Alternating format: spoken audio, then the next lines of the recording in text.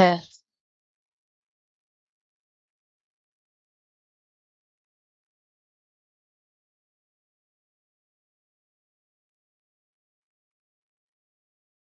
Order. Uma, right? It looks like a apple. When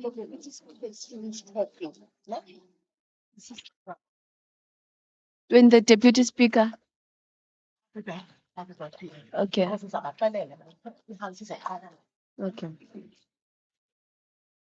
Order. Order. Yeah, Vakal. Yeah. So.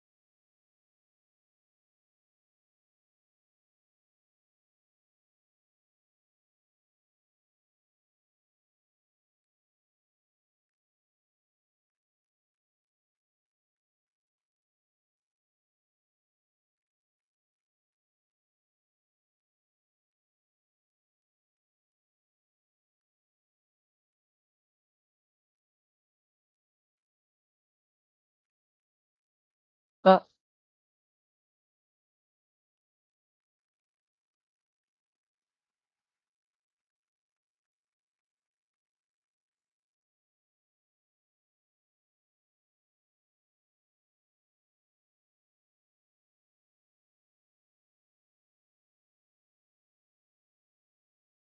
Ladies and gentlemen, I call on the Deputy Speaker.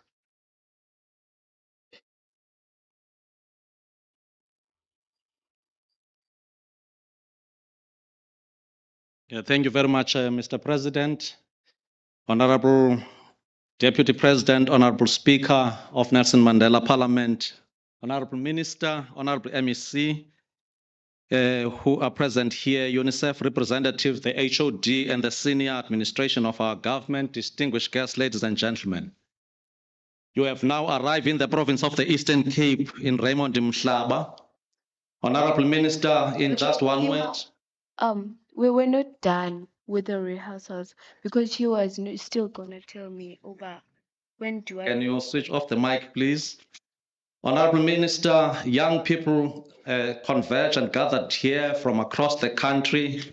Just across the street is where Bishop Massacre site is, where 28 people were mowed down in 1992 through Section 43 of CISCA National Security Act. And that order came from this particular parliament in that year.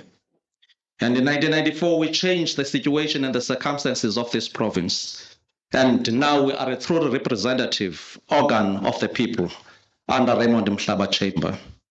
And I'm taking this responsibility to welcome everybody here. And I want to say to you young people, world is your oyster.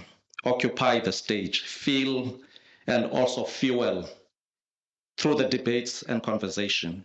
I know that education roots are bitter, but the fruits are sweet. I'm here to say the greatest asset in your lives is your sobriety. At all material times, walk tall as sons and daughters of this country. I will now hand over this chamber through the rules of our own legislature of this parliament of the people for the mace to take the authority under the stewardship of the new speaker who is going to enter the chamber. Thank you very much. You are all welcome.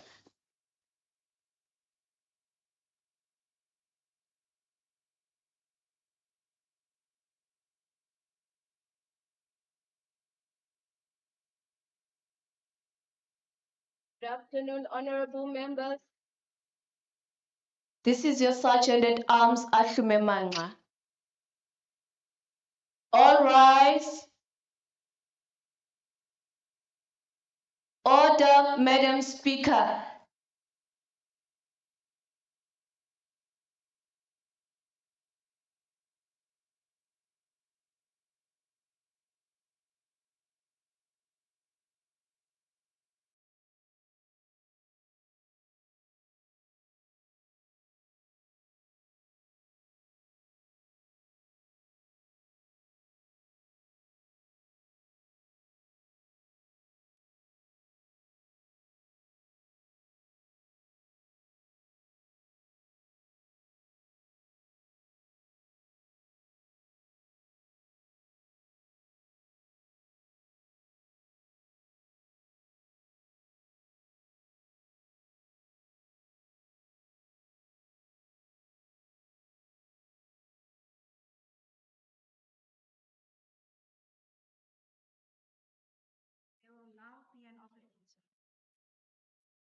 There will now be an opportunity for a silent prayer or meditation.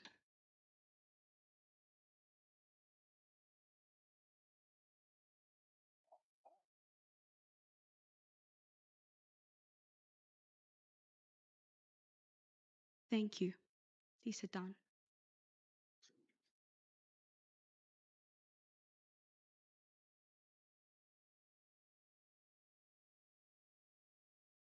Honorable President, as it is protocol before I formally take the seat and preside over this House sitting, let me formally recognize your presence, the presence of the other ministers, MECs, members of the Parliament and the legislature, and our honored guests, the children parliamentarians. Before we commence with the business of the day, may I take this opportunity to remind the House of the ground rules that will assist in facilitating our sitting. Members and guests are reminded that this is a formal sitting of Parliament and therefore all the standing rules apply. Members are requested to always keep all microphones off when not speaking, as this helps to prevent the echo and disruptions. Members must keep all cell phones and other devices on silent. Remember to indicate to the speaker by raising your hand for recognition by the speaker to speak. This also applies if you want to raise a point of order or question of privilege. Members will have to switch on their microphones when they are recognized by the presiding officer. Members are requested to stand when speaking so that we can be able to identify the person on the floor. As a word of advice, members are requested to always dress decently. As per the decision of the Multi-Party Whips Committee, we will not have any motions and members' statements today. We will therefore proceed with the business of the day. I will ask the Secretary, Jasmine Smith, to read the order for the day.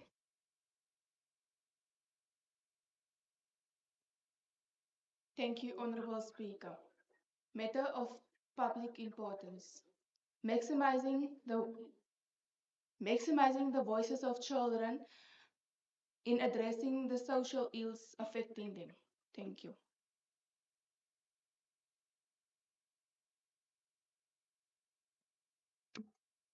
Thank you, Honorable Jasmine Smith. I will now call upon the Honorable Darwood Smith Darwood from Eastern Cape to introduce the debate on comprehensive sexuality education, teenage pregnancy and mental health. Just to clarify, that is not the Eastern Cape, it is the Western Cape. Thank you.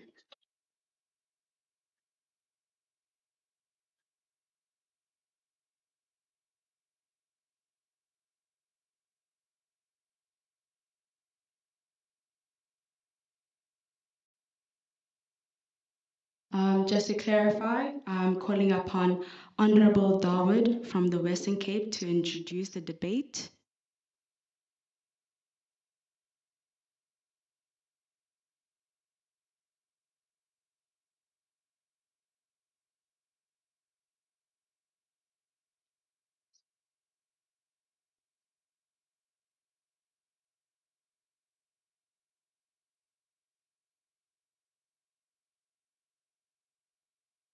Honorable member, before you start, just remember that you have 4 minutes. Thank you.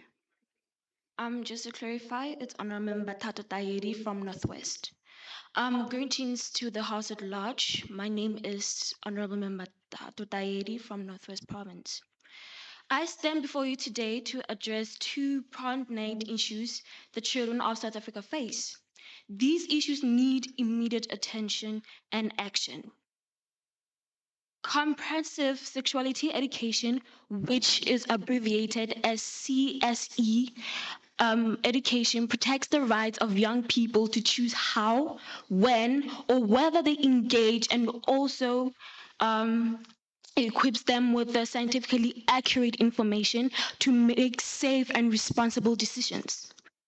CSE was introduced in 2000 within the subject of the life orientation and life skills to ensure that learners do not get confusing and misleading message on sex, sexuality, gender, and relationships. As CSC is meant to empower young people to their bodies, protect themselves from untended pregnancies and sexually transmitted diseases. These involves children in every way at some point, as we all will go through puberty, relationship, and sexual intercourses as we make a transition from childhood to adulthood. Meaning we will come across certain main concepts such as gender-based violence, sexual consent, HIV testing, and pregnancy. Hence, lack of high age appropriate sexuality and relationship may have children vulnerable to harmful sexual behaviors and sexual exploitations. I now hand the podium to next album member. Thank you. Thank you, Honorable Tato Tayeri. My apologies. Next is Tandiswa Ngomane from Mpumalanga Province.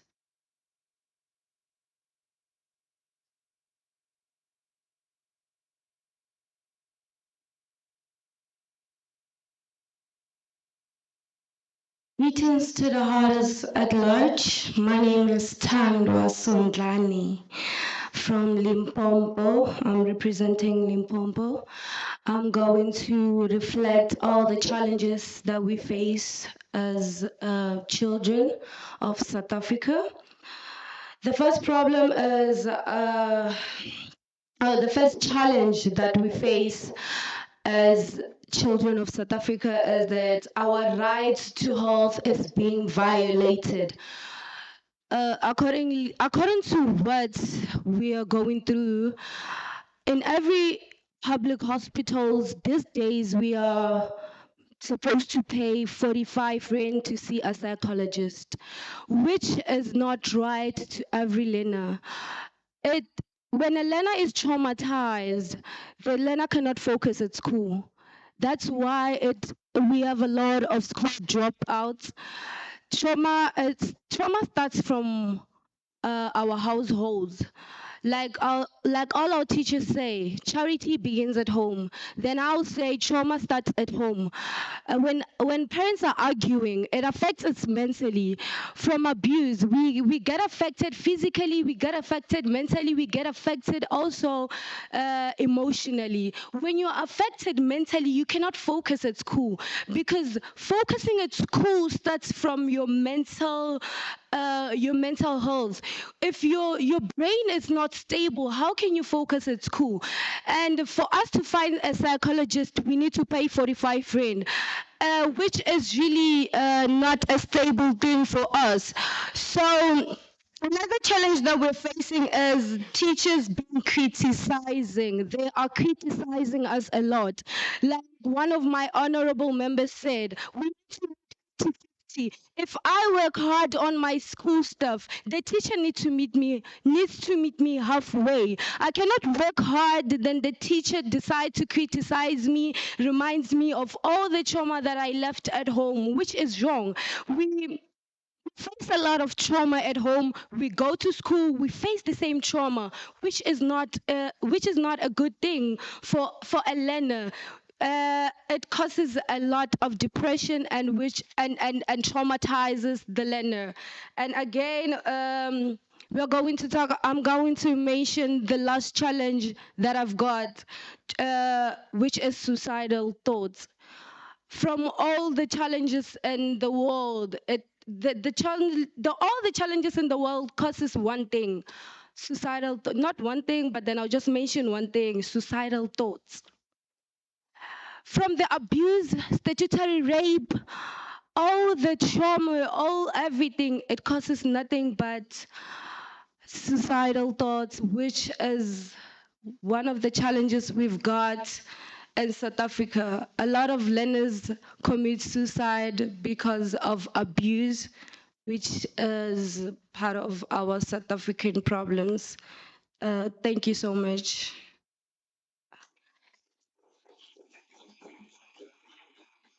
Thank you so much, Honorable Tandwa from Limpopo. I will now be calling upon Honorable Dawood. Thank you, Madam Speaker. Good morning, good afternoon to the House at large, honourable ministers, stakeholders, and all other distinguished guests. My name is Isabella Dawood, and I'm the ambassador for the Western Cape. After discussing, we have come to the conclusion that reported cases are not being taken seriously. Therefore, we recommend that all provinces follow in the footsteps of the Western Cape and have a children's commissioner. Or if this is unavailable, we ask that they have someone who ensures that these cases are being taken seriously. By doing so, we are ensuring that our children's voices are heard and that we are showing them that we are taking them seriously. We would like to encourage the government to further educate our communities in a way that our children understand and that they can comprehend. In other words, we are asking them to do this in a way that is child-centered. By equipping young people with accurate, age-appropriate, and inclusive information, we empower them to make responsible decisions, pursue their aspirations, and continue to positively contribute to our society. This proactive approach not only tackles immediate challenges like teenage pregnancy and mental health, but also nurtures a culture that respects equality and personal empowerment. We would like to encourage government to invest in more social workers and have them more visible within our schools. Having someone or a professional to talk to, it should not just be a luxury for those in private schools in urban areas. We believe that it serves a powerful tool to combat teenage pregnancy, promote mental health, and build a society that prioritizes the well-being and rights of every citizen. We would like to emphasize that this is an opportunity for us to create a brighter future for the youth of South Africa. Thank you.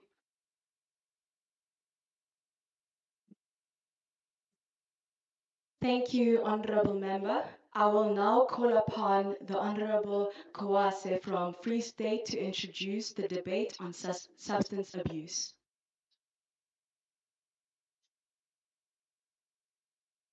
Point of order, Honorable Chair. Am I recognized? Thank you, Honorable Chair. I just rise on a point of order as the different speakers are speaking on the topics. Are we going to get a chance as the floor to put input and debate on the topics that they are deliberating?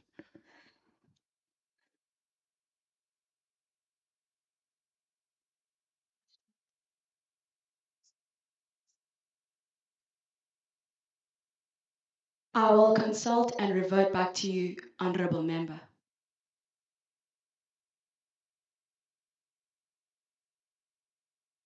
Thank you, Honorable Speaker. Good afternoon to you, Honorable Speaker, our President, and the ministers and protocol observed. Further ado, without any waste of time, to be honest, I'll start to introduce the topic which me and my commission were talking about, which is of substance abuse. I plead that we go on with this and with much understanding, as I have 4 minutes to do this.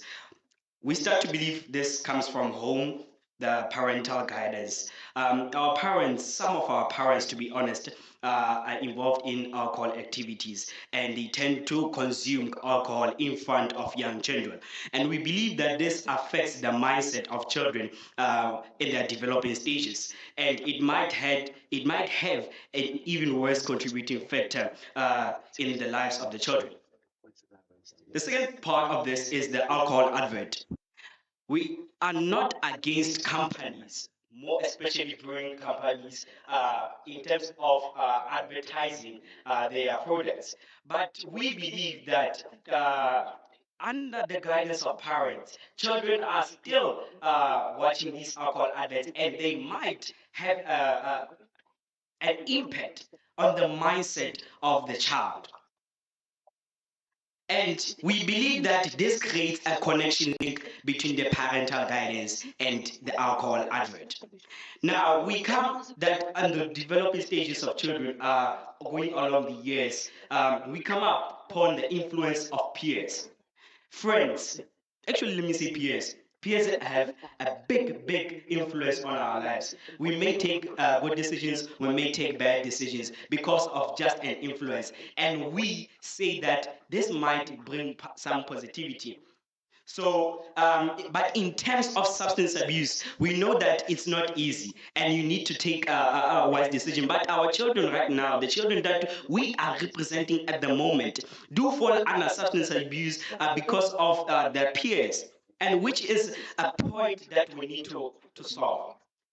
The other one is access to brew stores, alcohol stores. Would the House agree with me? I hope that our parliamentarians here have seen how easy it is to access an alcohol store, and which that is a big problem. And we are trying to discover that how come that is it possible that are there any policies changed? And then we come to this child support grant. And with that being said, I think my team, my next teammates will talk more and recommend solutions on the problems that I have just highlighted. Thank you very much, Honorable Speaker.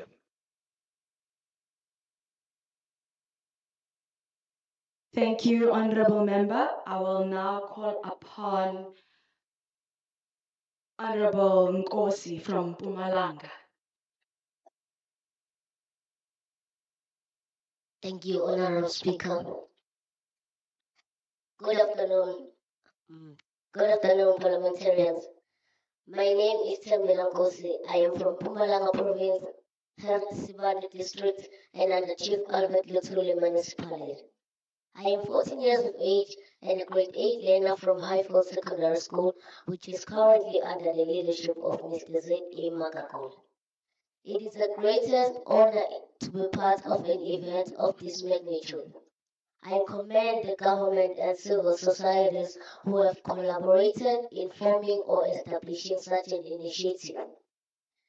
As part of the solution, we plead with the members of the government present to take the following submissions as recommendations. Alcohol adverts. We plead with the members of the government to limit the number of, to limit the amount, to limit how we advertise alcohol. Children have access to television screens and social media platforms, and those platforms glorify alcohol abuse, which makes children desire alcohol. Another one is parental guidance. I think parents should be well guided about children's rights. Parents must not consume alcohol in front of their children. They should not send children to the liquor brewing establishments for them to purchase alcohol on their behalf. I will entrust other responsibilities to my teammate Rebecca as I leave the stage. Thank you, Honorable Member.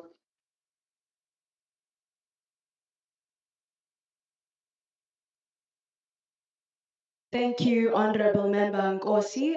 Next up is Honorable Ntwesi from Western Cape.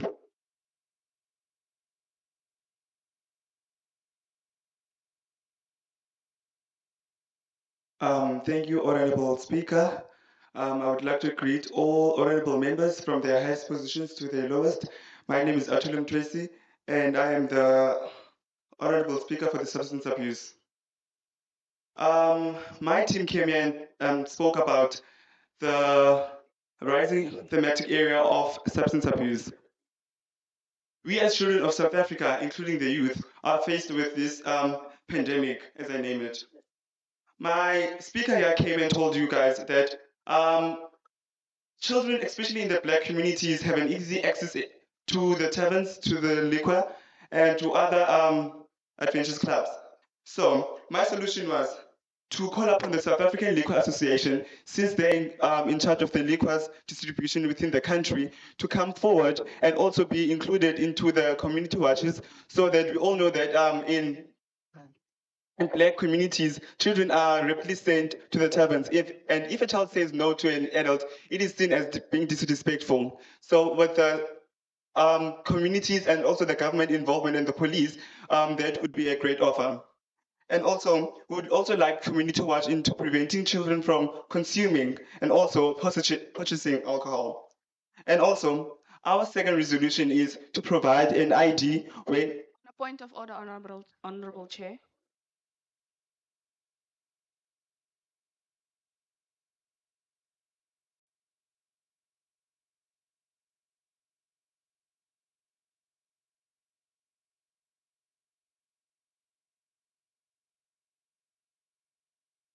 Honorable Member, I would like you to not interject, rather raise your hand and I will recognize you. Please resume, Honorable Ntwesi.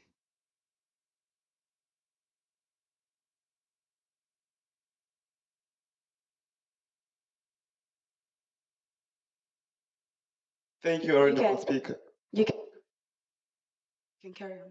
Thank you, Honorable Speaker. As I was saying, so and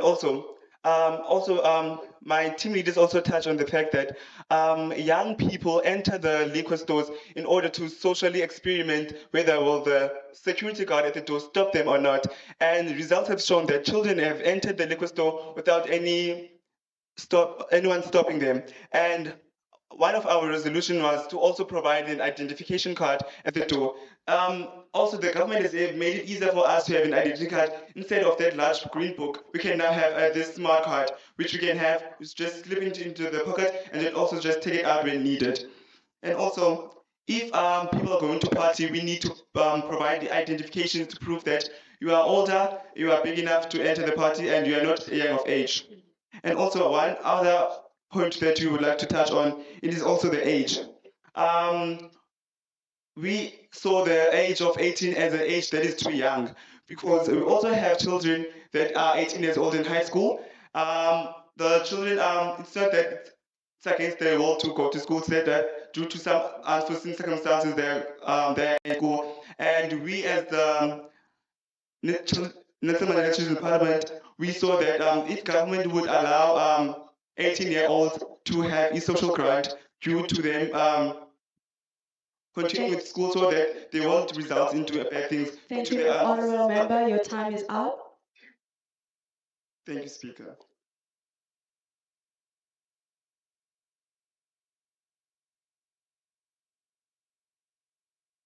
Honorable Kawula, I hereby wish to advise that once Honorable Minister of Department of Social Development, Honorable Zulu has given her input, there will be a chance to pose questions and comments. Thank you.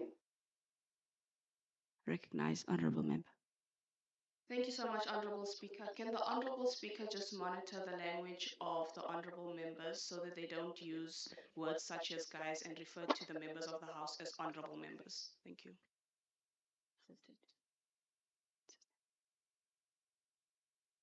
Honorable Member? Honorable Member. Thank you, Honorable Member. I think the Honorable Speaker misunderstood Honorable Kaula. Honorable Kaula was not referring to the minister. Honorable Kaula was speaking about engaging with the debates which honorable members are bringing forth to the House. Thank you, Honorable Speaker. It has been prepared, and we will the floor will be able to interact with the topics at hand.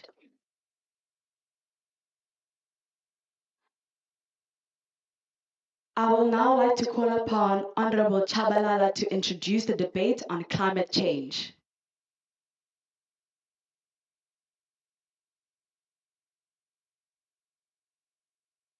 And honorable members, please note language as noted by our honorable member. Let's keep it formal. Thank you.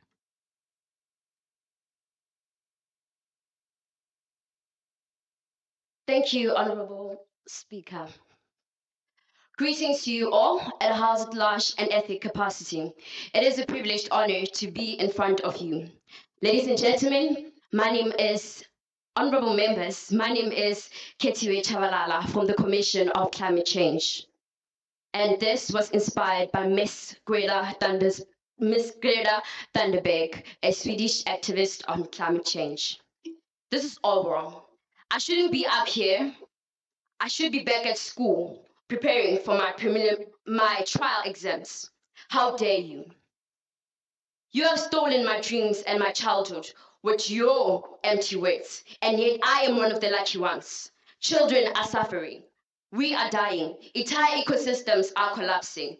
We are in the beginning of mass extinction, and all you can talk about is money and fairy tales of eternal economic growth. How dare you? For more than 30 years, the science has been crystal clear. How dare you continue to look away and come here saying that you are doing enough and that you are doing enough when the policies and solutions needed are still nowhere in sight.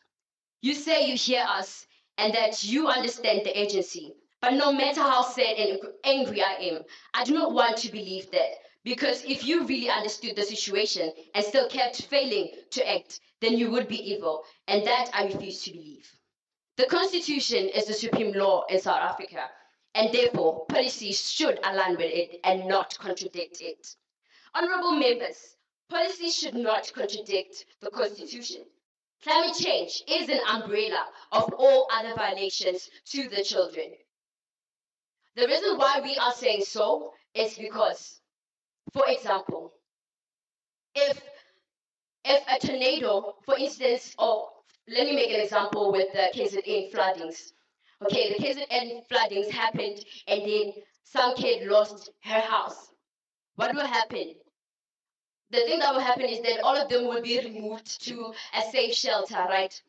On the safe shelter, they could be exposed. Children could be exposed to gender-based violence. Children could be exposed to teenage pregnancy. Children could be exposed to substance abuse because now they are all in one packed up space. That's what we are meaning when we say climate change is an umbrella for all other violations to children. If it is not dealt with, it will automatically infringe on the rights of the children to life, Section 11 in the Constitution, Section 10 in the Constitution, the right to human dignity, Section 29 in the Constitution, the right to education, Section 26 in the Constitution, housing, and Section 27, health, care, food, water, and social security. Honorable members, Section 28, subsection 2 in the Constitution states that the child's best interests are of paramount importance. So, honorable members, how do we justify that the fact that floods that occurred, the fact that when floods occur, the government cannot act immediately is unjustifiable to the violations of the children's rights. Section 36, limitation clause, states that the rights can be limited given that a reasonable and justifiable reason is actually presented. In this case, the rights of the children to life and the rights of the children to human dignity, which are non-alienable rights, are going to be violated, and therefore the limitation to the children's rights will be unjustifiable in terms of the Constitution. Therefore, whatever we are saying is that whenever we are having these unexpected floods, these unexpected tornadoes, these unexpected droughts, we actually mean that the government cannot say it was unexpected.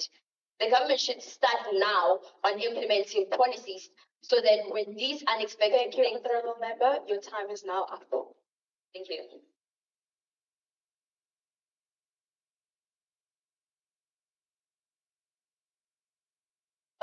Now I call up, but before I call you up, I would like to recognize your hand. Thank you so much, Madam Chair, for recognizing me. I stand to be corrected, honorable members. Once again, this is the Nelson Mandela Children's Parliament. I would like to request that we are not shut off. May we give the Speaker the power to rule the House. When the Speaker makes rules, may we stand by the rules. We understand the Speaker is new and everything, but if she makes mistakes, we will learn along the way. That's what happened to us. We were the speakers.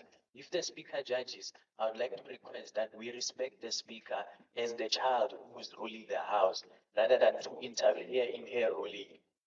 Thank you.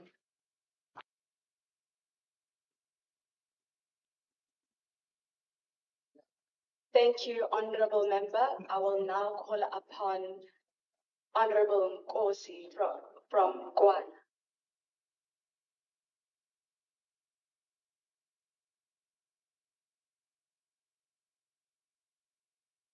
Thank you, Speaker. But it's not Nugu from the Eastern Cape Province.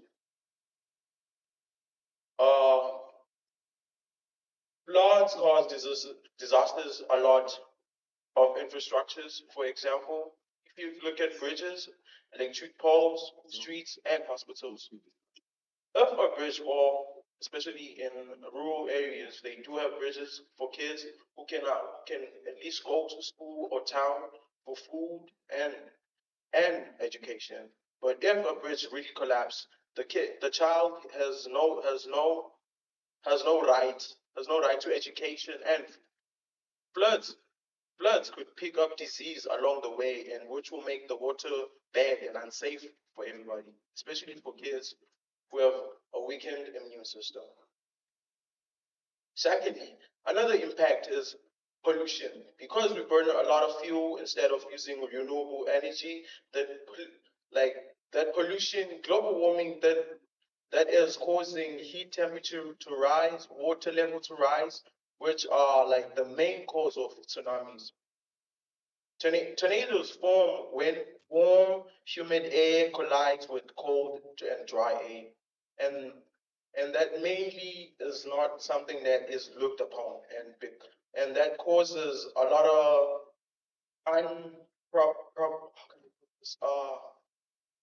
unmeasurable budgets for the whole system. And if you look at it, the main impact of it violates a child's right to safety. A farmer grows crops.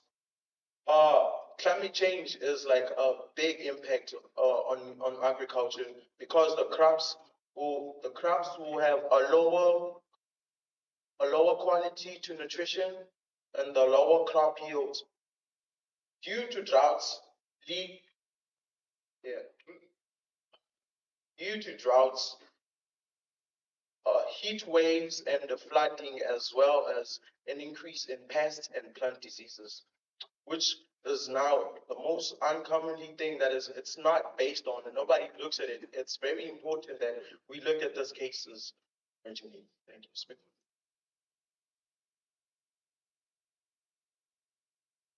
Thank you, Honorable Nugwa from the Eastern Cape. I will now call upon Mawandla Mngula from KZN. Honorable.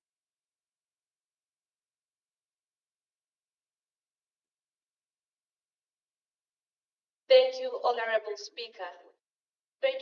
special greetings to the House at large. Honorable Speaker, honorable members, I greet you. I'm Honorable Maadi Pungula and I'm representing KZN. We acknowledge that the South African government is part of the COP engagements and that it has also signed the Paris Treaty, which is about climate change. But more needs to be done, and these are our solutions.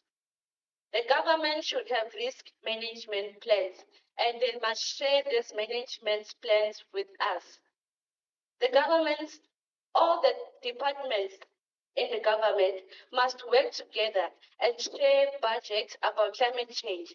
They must be united and talk to each other as our leaders. There should be emergency lines implemented everywhere so that when a natural disaster occurs, it will be easy for us to reach for emergency help.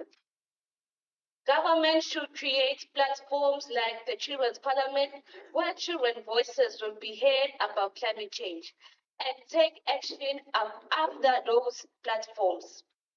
It is now time that climate change is included in the school's curriculum so that we will be all aware of climate change. The NGOs must be responsible and help our communities. It is not children, we must try all our means to not always rely on the government to help us regarding climate change. We must also have community programs that we should start on our own. That will help with the 3 Rs: reduce, reuse, and recycle. We can also open gardening campaigns and plant trees that will help to minimize the high concentration of carbon dioxide in the atmosphere. Let us all take responsibility and work together with the government to fight against this human enemy, climate change, for the future of tomorrow. Remember, alone we can do so little, but together we can do so much. Thank you.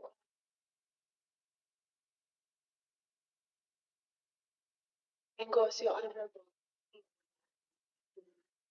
KZN. We will now interact with a debate on the first 3 commissions. We will, for the interest of time, we will take 2 members' input per commission and allow a 3-minute input. I would like 3 minutes each for each input. I would like to start off with comprehensive sexuality. Yes, Honorable Member. Thank you, Honorable Chair. We cannot, as South Africa, condone a consent age of 16. A 16-year-old child is still a developing child. Every single year, we are shocked at the high rate of teenage pregnancy, yet we are condoning it by making the consent age 16. This must be increased. Teenage pregnancy stats are high due to period poverty, girls' thought to being pregnant as a form of not having to purchase sanitary pads. Why is government not issuing sanitary towels to schools, especially schools in less privileged areas? The 2019 Children's Manifesto speaks to the issue of not having child psychologists and social workers in schools. Many parents do not care about the mental health of their children. It is important that there is a qualified individual within schools who children can go to ensure that their mental health is well taken care of. It is important that mental health be integrated into the South African. Thank you, Honorable Member. I will take Honorable Member. Thank you, Honorable Speaker. Honorable Speaker, on the issue of mental health, honorable members, we have all heard a speaker go forward and speak about how mental health issues relating to children are not seen as a priority in South Africa. We have also heard a speaker stand forward before the House and said to us that there are teachers which ill-treat, or rather, as they put it, criticize children for having mental health issues. We, as the children of South Africa, we propose to the Department of Education that rather they enroll educators in campaigns which teach them how to properly deal with such cases of children's mental health issues. Because we must be realistic, ladies and gentlemen. Mental health issues relating to children are there. We see them every day in our communities, in our schools, and wherever else we go. And it is our priority as the whole of South Africa to make sure that we take care of them. We cannot keep shying them away as they are seen in our communities as a taboo, because a child's mental health issue is seen as a taboo. And that, together with the stigma that has been built around it for the past years, has resulted in its current peak. We also have communities be enrolled in campaigns which help so that the stigmatization around the mental health issues relating to children is actually shunned away. And with school matters, yes, we are aware that certain schools have social workers which are placed in schools, but placing a social worker in school is not enough. Are we aware? Are we sure that the social worker is actually doing their work? And if they are actually doing their work, how effective is their work? How many cases of mental health issues relating to children in the school have been solved? So placing a social worker is not enough. Let us go and make follow-ups. Let us also go and help the same social workers which we placed in schools. Give them more ways in which they can excel and actually eradicate mental health issues related to children. Thank you, Honorable Speaker. Thank you, Honourable Member. We will move on to the second commission, substance abuse. On a point of order, Speaker, if I may, when the honorable member Mary Ann started speaking, I put on my timer and I've realized that we still have a few minutes over under that 6 minutes. So I would request that we still give the other children an opportunity to speak rather than limit it to 2, because all of these children are here carrying a mandate from their provinces. So let us rather limit the time and not the number of people. Let us allow as many people a voice in this chamber. We would rather sacrifice our speeches to be less and our comments to be less and for more people to speak rather than only selecting 2 people per commission. Thank you. That is sustained, Honourable Member. It does make sense. I will then take from, can I start from this side and work our way? Yes, Honourable Member on the far right. Thank you for recognizing me. Can I please speak about the teenage pregnancy? Thank you. South Africa has one of the highest rates globally, with 1 in 4 girls under 20 years of age falling pregnant. The current stats released by Statistics South Africa indicate that 90,037 girls between the age of 10 to 19 years of age gave birth between March 2021 and to April 2022 in all 9 provinces. I would also like to address discrimination against teenage pregnancy. In schools, whereby the pregnant girls are not allowed to learn because they are pregnant. I would recommend that, as my honorable member said, but with a different situation, that we take teachers to programs where they're taught to think more of the student, of what they're going through, meet 50-50, and about the discrimination again. I've noticed that it's mostly the girls being blamed, that no, you wear short dresses, you reveal yourself too much. But can I ask one question? What about the adults? What about the perpetrators? What about the uncles, the fathers, the um adults we're supposed to trust to protect us, and yet they are the ones who are harming us? I don't get the reason why they have to harm us. I just want to say, are you really that desperate for sexual pleasure as to you resort to having sexual intercourse with a child instead of finding a partner? Thank you. I just wanted to say that. Thank you, Honourable Member. That is the 6 minutes done for comprehensive sexuality. We will now move on to the second commission, substance abuse. 6 minutes starts. Thank you, Honourable Speaker. Substance abuse is a serious topic in South Africa. Us as children cannot sit back and wait for the government to take our recommendations and solutions into action, such as increasing the legal drinking age, having more control and monitoring people who are entering alcohol shops, taverns, and clubs, as well as social grants being extended to the end of matric. We as children can start at ground level by influencing our peers and offering support to those who have experienced substance abuse at home by telling them that it is okay and pushing them to talk to someone older about it. Thank you.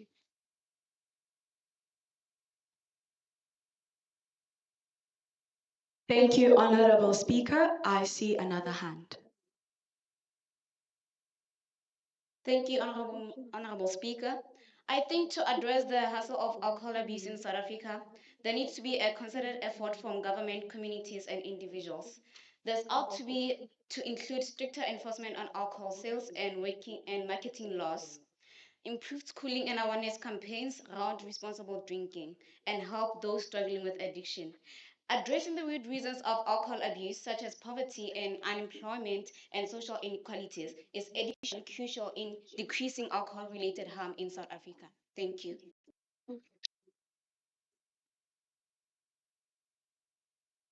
Thank you, Honorable Member.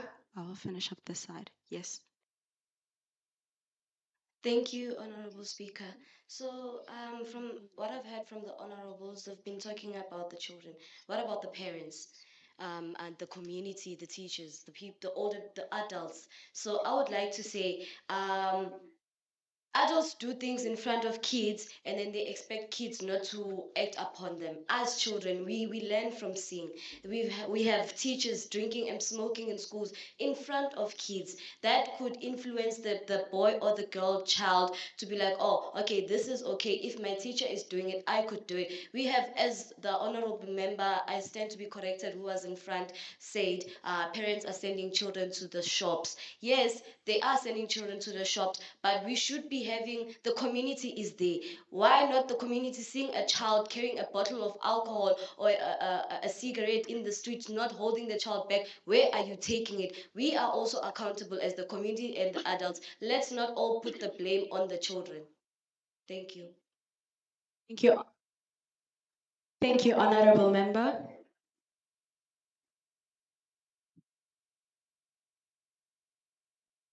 Thank you, Madam Speaker.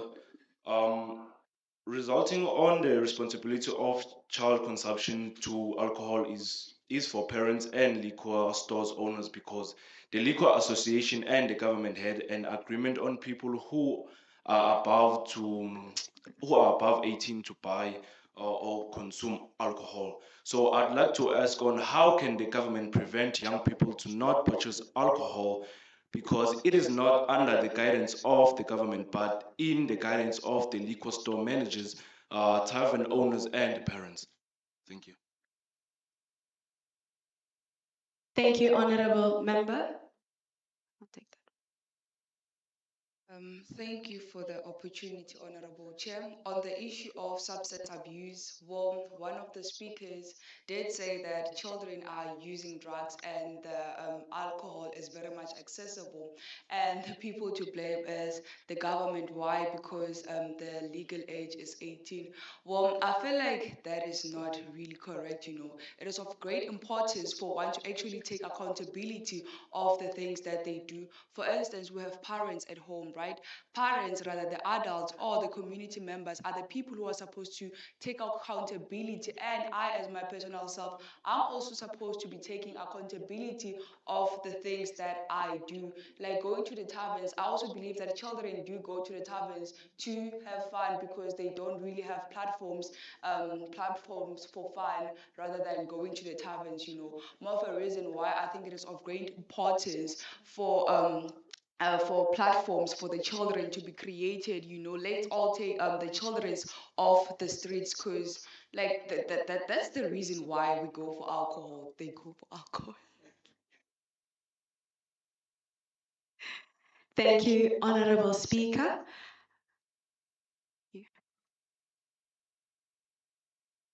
Honorable Speaker, thank you for recognizing me. Honorable members, I've listened to some members arguing that the legal drinking age should be increased. I'm going to be brutally honest, and we all know this. Way younger people drink. Way younger people drink. And we here in the Eastern Cape, I'm sure everyone know what a year ago the Enyobeni thing happened. I think the youngest victim wasn't he 14 or something. So we should look at I think we're focusing too much on amending the legal age of drinking. Let's find other practical solutions that will ensure that our kids stay away from the bottle. Thank you.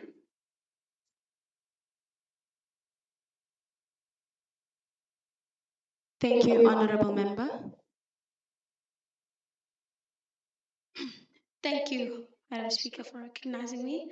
Um, I'd like to say that as much as we cannot blame the government for children falling into substance abuse, but the government can do something like the implementation of rehabilitation centers and fully funded youth centers such that we do not waste our time on drugs and alcohol, but rather we do something productive with our time. Thank you.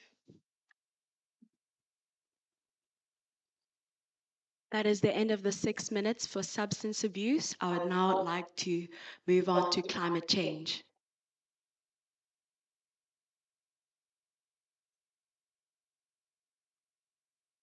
Yes, Honorable Member.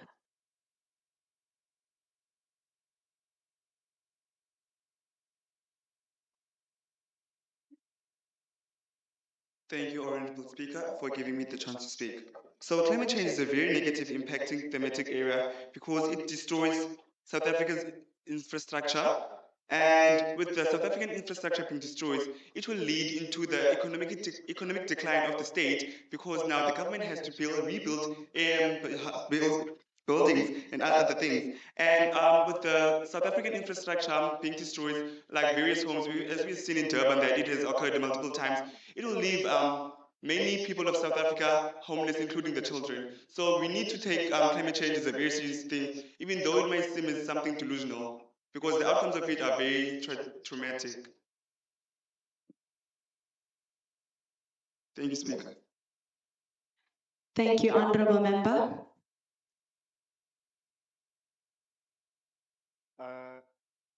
Thank you, Honorable Speaker.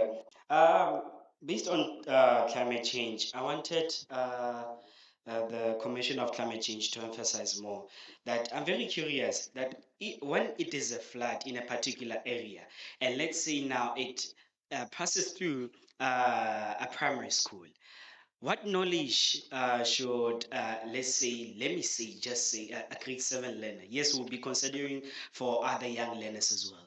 But what should a grade 7 learner do? Because I do believe that that's the development of the mind going further into maturity stage, should I say something like that?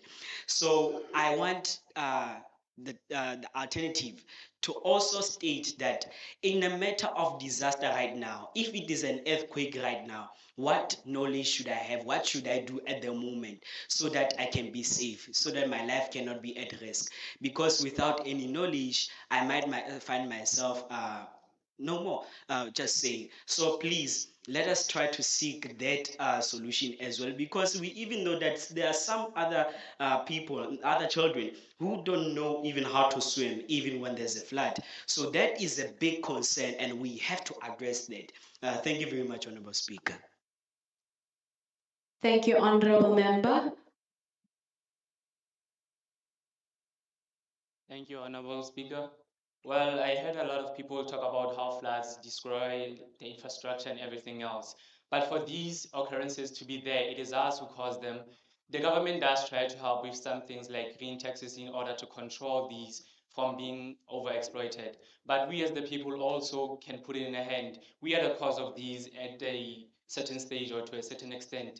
We can use our knowledge as well to litter and put at least recycle bins at school, as one of the members had said.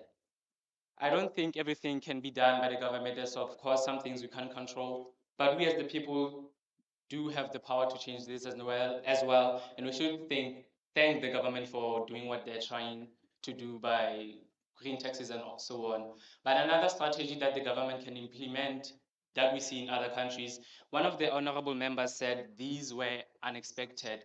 Yes, floods and other natural disasters can be unexpected or unforeseen, but there are systems that can be installed in the country in order for us to notice when these things are going to come. So I think that's a strategy that the government can implement that is in other countries. I think. Thank you, Honorable Speaker.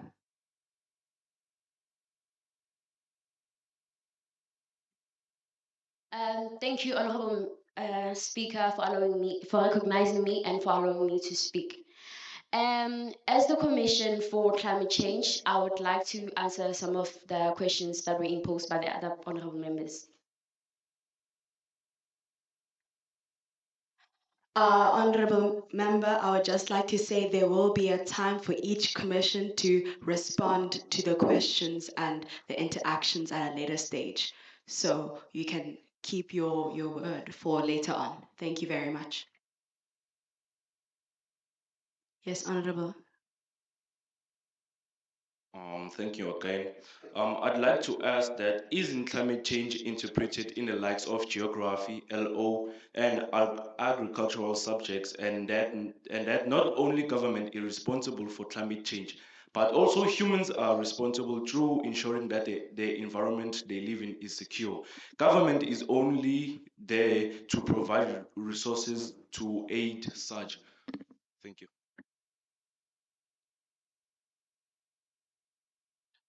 Yes, Honorable Member.